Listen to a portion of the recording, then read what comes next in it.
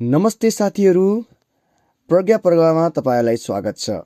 गणितलाई सरल र रमाइलो तरिकाले सिक्ने हाम्रो अभियानमा आज हामी एउटा नयाँ र एकदमै महत्त्वपूर्ण टपिक लिएर आएका छौँ। कक्षा 6, 7 र 8 का विद्यार्थी भाइ बहिनीहरूका लागि आज हामी सिक्नेछौँ सेट लेख्ने विधिहरू अर्थात् मेथड्स अफ डिस्क्राइबिङ सेट्स। सेटलाई सही र शुद्ध तरिकाले कसरी लेख्ने, आउनुहोस् प्रश्नसँग बुझौँ। गणितमा कुनै पनि सेटलाई मुख्यतया 4वटा फरक विधिहरू प्रयोग गरेर लेख्न र देखाउन सकिन्छ। ती 4वटा विधिहरू हुन्: 1. वर्ण विधि डिस्क्रिप्सन मेथड, 2. सूचीकरण विधि लिस्टिङ मेथड, 3. सेट निर्माण विधि सेट बिल्डर मेथड, 4. भेन चित्र विधि भेन डायग्राम मेथड। यी 4वटाको काम एउटै हो, तर लेख्ने शैली फरक छ। आउनुहोस् पाले पालो बुझौँ। पहिलो विधि हो वर्ण विधि। नामैले काफी छ। यसमा सेटका सदस्यहरूको साझा गुणलाई कुनै गणितीय चिन्ह नलगाई सिधै शब्दमा वर्ण गरेर लेखिन्छ। जस्तै उदाहरणका लागि a = 7 भन्दा साना प्राकृतिक संख्याहरूको समूह।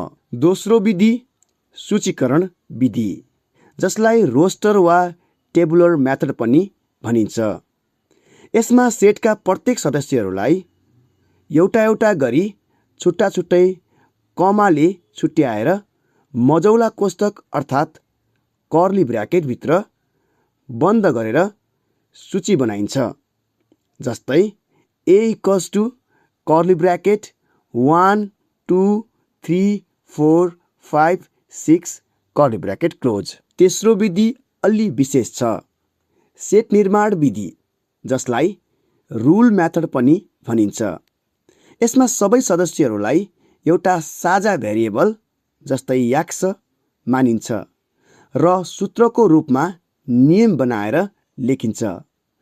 जस्तै यहाँ कोष्टकभित्र हेर्नुहोस्, a = curly bracket x such that x प्राकृतिक संख्या हो, कमा x is less than 7 curly bracket close. यहाँ यो दुईवटा थोप्लोलाई गणितमा such that वा यस्तो छ कि भनेर पढिन्छ। र चौथो र सबैभन्दा रमाइलो विधि हो भेन चित्र विधि।